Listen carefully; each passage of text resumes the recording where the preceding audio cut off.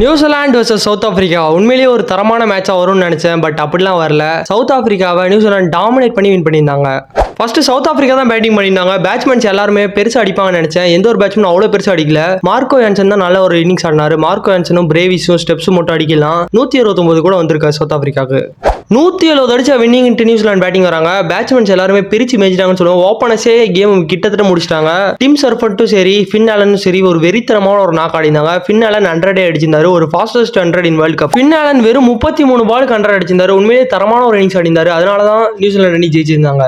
South Africa உண்மையிலேயே south Africa ரொம்ப heart braking south Africa தான் சொல்லி ஆகணும். 2015 எல்லாருமே பார்த்திருப்பீங்க. அந்த ஒரு செமிஃபைனல்ல ரொம்பவே அவமானப்பட்டு தோத்துருப்பாங்க. ஒரு ரன் அவுட் மிஸ் பண்ணிருப்பாங்க, கேட்ச் மிஸ் பண்ணிருப்பாங்க. இந்த மாதிரி ஒரு தரமான தோல்வி மிஸ் பண்ணிருப்பாங்க. 2024 அதுலயும் ஒரு 30 பால் 30 ரன் அடிக்கணும். அதுலயும் ரொம்பவே கேவலமா தோத்து நம்ம இந்தியா இந்த ஒரு வேர்ல்ட் கப் அடிச்சிருப்பாங்க. இப்ப 2026 இந்த 2026ல அவங்க ரொம்பவே முக்கியமான ஒரு டீமா இருப்பாங்க. ஃபைனல் போவாங்கன்னு எல்லாருமே எதிர்பார்த்தாங்க.